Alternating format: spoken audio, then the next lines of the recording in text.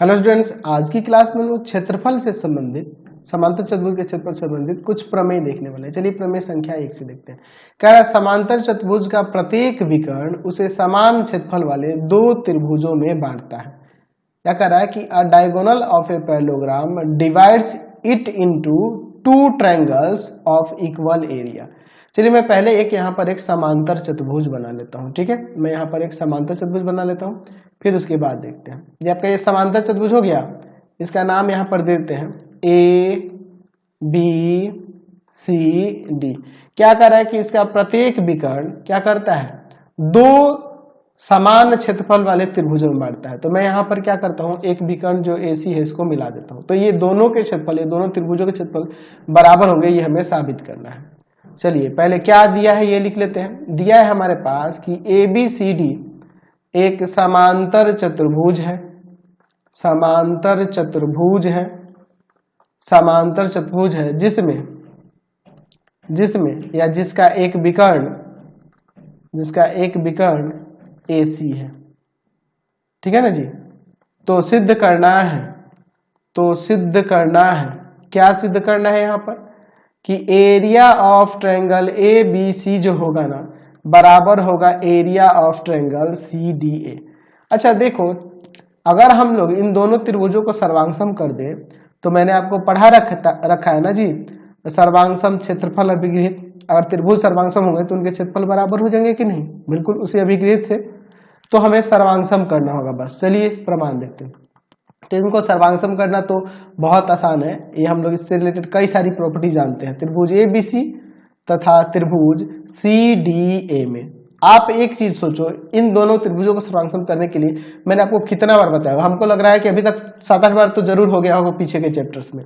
चलिए यहाँ देखिए AB बराबर हो जाएगा आपके किसके, CD के, है ना। यहाँ पे लिख सकते हैं कि समांतर चतुर्भुज की सम्मुख भुजाएं हैं तो बराबर होंगी, समांतर चतुर्भुज की सम्मुख भुजाएं हैं, इसलिए सम्मुख भुजाएं बराबर होती है ना जी, भुजाएं बराबर होती है, ऐसा लिख सकते हैं। ठीक है, दूसरा क्या हो जाएगा, दूसरा हो जाएगा यहाँ पर BC जो होगा ना, BC वह बराबर हो जाएगा DA के। ये भी समांतर चतुर्भुज की सम्मुख भुजाएं बराबर होती है, उससे हो गया।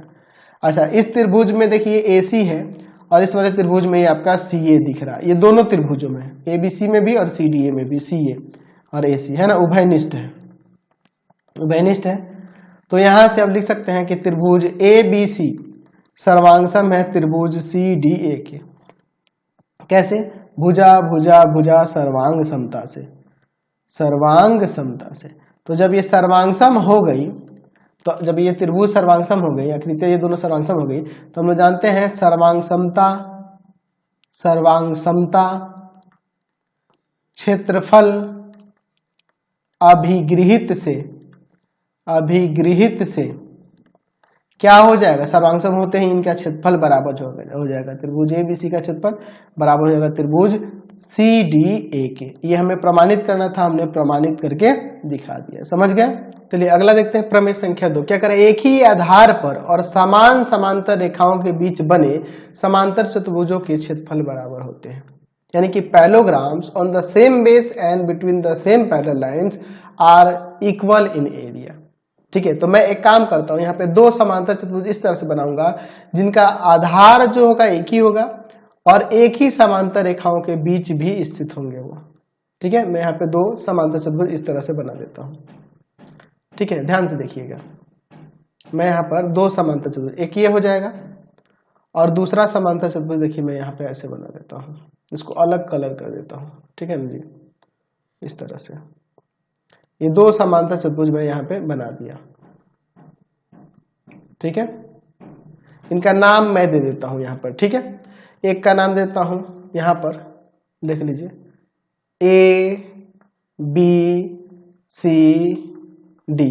और दूसरे का देता हूं यहाँ पे मैं लिख देता हूं EBC, और इधर क्या लिख दूं, F लिख देता हूं, है ना। दो ये समांतर चतुर्भुज है जो एक ही आधार BC पर और एक ही समांतर रेखाओं, यहाँ पे देख लीजिए एक ही समांतर रेखाओं BC और AF के बीच स्थित है ना जी। तो इसको हमें दिखाना है दोनों का क्षेत्रफल बराबर होगा। चलिए हमारे पास क्या दिया हुआ है, दिया है कि ABCD और EBCF दो समांतर चतुर्भुज है जो एक ही आधार BC तथा समान समांतर रेखाओं BC और AF के बीच स्थित है। यही ना दिया है जी। तो इन दोनों समांतर चतुर्भुजों का क्षेत्रफल बराबर होगा, यही सिद्ध करना है। तो सिद्ध करना है कि एरिया ऑफ पैरेललोग्राम, क्या नाम है, ABCD बराबर में एरिया ऑफ पैरेललोग्राम EBCF, इन दोनों का क्षेत्रफल हमें बराबर दिखाना है। चलिए इसमें हम लोग इसका प्रमाण देखते हैं। हम लोग क्या करते हैं, इन दोनों त्रिभुजों को सर्वांगसम करेंगे। अगर ये दोनों त्रिभुज सर्वांगसम कर दिए तो ये वाला क्षेत्र अगर दोनों में जोड़ देंगे तो एक बार ये समांतर चतुर्भुज आ जाएगा, एक बार ये समांतर चतुर्भुज आ जाएगा। तो हम लोग इन दोनों को सर्वांगसम करने के लिए तीन चीजें चाहिए। तो देखिए त्रिभुज चतुर्भुज ABCD यानी कि ये समांतर चतुर्भुज ABCD में AB इसके बराबर हो जाएगा और EBCF में ये जो आपका देख रहे हैं ये BE इस CF के इक्वल होगा। अगर हम लोग कोण ये बराबर दिखा दे ABE और ये वाला कोण, ये वाला DCF अगर बराबर दिखा दे तो हमारा काम बन जाएगा, दोनों त्रिभुज सर्वांगसम हो जाएगा। तो चलिए इसका प्रमाण हम लोग देखते हैं। हमारे पास AB जो है ना समांतर दिया हुआ है DC के, AB DC के बराबर समांतर है, तो ये वाला कोण इस कोण के बराबर हो जाएगा कि नहीं, संगत कोण से, है ना जी। ये समांतर इसलिए होगा ना, यहाँ पे मैं लिख देता हूं क्योंकि ABCD समांतर चतुर्भुज है, क्योंकि ABCD समांतर चतुर्भुज है इसलिए ऐसा होगा, है ना जी। तो यहां पर एंगल BAE बराबर में एंगल CDF ये हो जाएगा। कैसे होगा जी, संगत कोण के युग्म है, इसलिए बराबर होंगे। चलिए दूसरा हम लोग देखते हैं। यहां पर दूसरा देखिए, यहां पर BE जो होगा BE समांतर है कि नहीं, किसके, CF के। क्यों, क्योंकि आपका EBCF समांतर चतुर्भुज है तो इसलिए हो जाएगा। चलिए समांतर चतुर्भुज है ना जी। चलिए तो अब इसके बाद देखिए यहां पर यह वाला कोण इस कोण के बराबर हो जाएगा कि नहीं, यानी कि एंगल आपका BEA बराबर हो जाएगा एंगल CFD के। ये भी संगत कोण के युग्म है इसलिए ऐसा हो रहा। चलिए अब यहां पे देखिए, यहां पर लिख सकते हैं त्रिभुज ABE में कैसे, एंगल BAE प्लस में एंगल BEA, इसको समीकरण नहीं कर, इसको समीकरण दो मान आगे यूज करना होगा, ठीक है ना।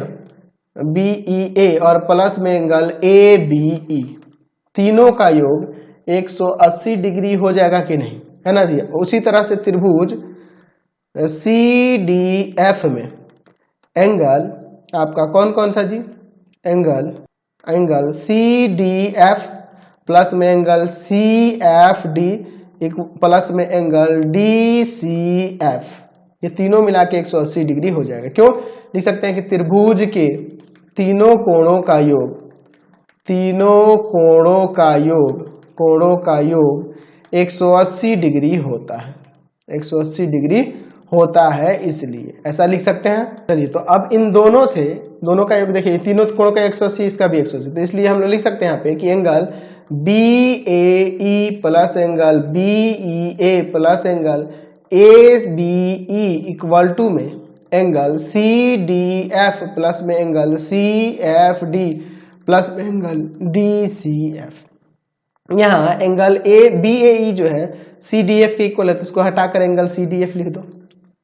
एंगल BEA जो है ना एंगल CFD के इक्वल है, इसको भी लिख देते हैं, बाकी वैसे ही छोड़ देते हैं। एंगल ABE और इधर जो है एंगल CDF प्लस में एंगल CFD और प्लस में एंगल डी सी एफ, ऐसे लिख सकते हैं। चलिए तो यहाँ पे देखिए angle C D F, C D F, C F D cut जाएगा, यानी एंगल ए बी ई जो हमें जरूरत था हमने दिखा दिया डी सी एफ के। अब इन दोनों त्रिभुजों का हम आसानी से सर्वांग सम कर सकते हैं। देख लीजिए त्रिभुज ए बी ई तथा त्रिभुज आपका क्या हो जाएगा यहाँ पर डी सी एफ में, इन दोनों त्रिभुजों में देखिए ए बी बराबर हो जाएगा आपके सी डी डी सी के, है ना। हम लोग लिख देंगे क्योंकि ए बी सम्मुख भुजा है, समांतर चतुर्भुज की सम्मुख भुजाएं, समांतर चतुर्भुज की सम्मुख भुजाएं हैं, चतुर्भुज की सम्मुख भुजाएं हैं इसलिए बराबर होंगी। ठीक है ना जी, समांतर चतुर्भुज की सम्मुख भुजाएं इसलिए बराबर होंगी। फिर उसी तरह से अभी angle A B E equal to में एंगल डी सी एफ हमने ऊपर साबित कर दिया है, साबित कर चुके हैं। ठीक है। अच्छा, और तीसरी बात आ जाती है, तो यहाँ पे आप लिख दो कि ये जो बी होगा ना, बी वह सी एफ के इक्वल हो जाएगा। ये भी समांतर चतुर्भुज की सम्मुख भुजाएं है। समांतर चतुर्भुज अगर नाम लिखना हो तो चतुर्भुज का नाम भी लिख दो, ई बी सी एफ की सम्मुख भुजाएं हैं इसलिए बराबर होंगी, सम्मुख भुजाएं इसलिए बराबर हो जाएंगी। ठीक है। चलिए तो यहाँ से त्रिभुज सर्वांग सम हो जाएगा, तो त्रिभुज ए बी ई सर्वांग सम हो जाएगा त्रिभुज डी सी एफ के साइड एंगल साइड सर्वांग समता से। तो जब ये सर्वांग सम हो गया तो यहां से इसका क्षेत्रफल बराबर नहीं हो जाएगा, यहाँ पर लिख सकते हैं सर्वांग समता क्षेत्रफल अभिगृहित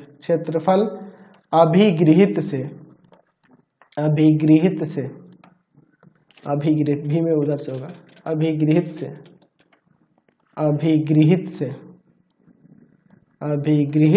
से क्या हो जाएगा, इन दोनों का क्षेत्रफल बराबर हो जाएगा, यानी कि area of triangle A B E बराबर हो जाएगा area of triangle D C F के।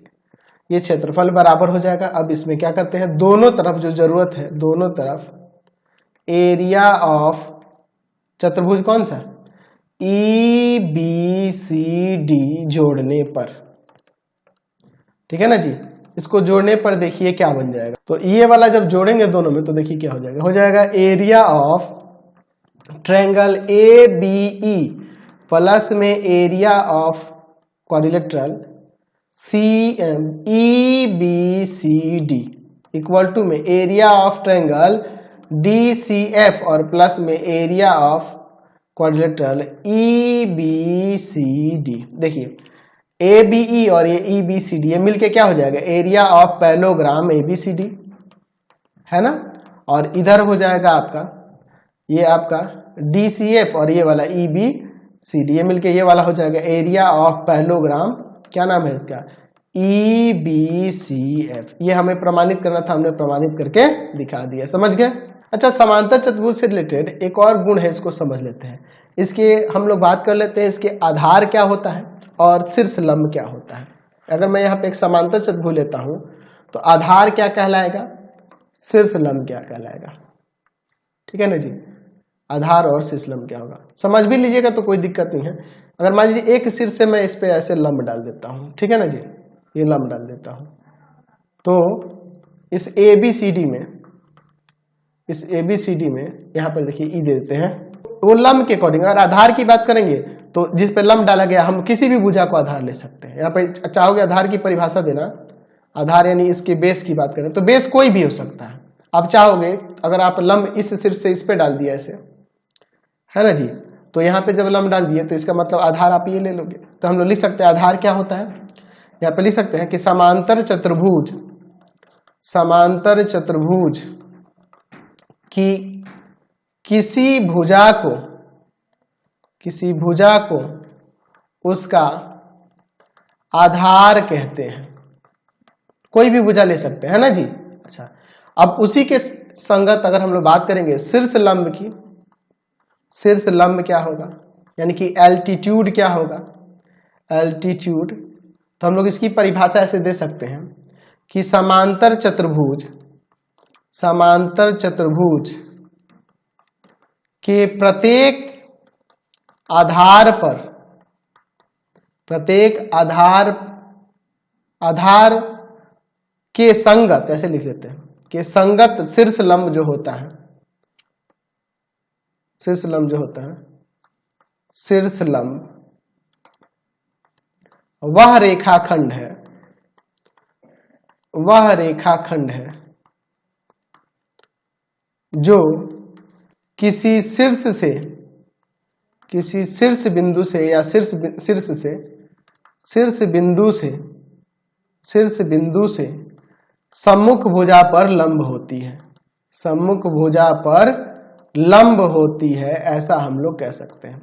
यानी कि अगर हम लोग देखिए, अगर आधार AB को मानते हैं तो लंब आपका DE होगा, अगर आधार BC को मानते हैं तो लंब आपका यहाँ पे DF हो जाएगा। समझ गए ना, कोई दिक्कत नहीं है।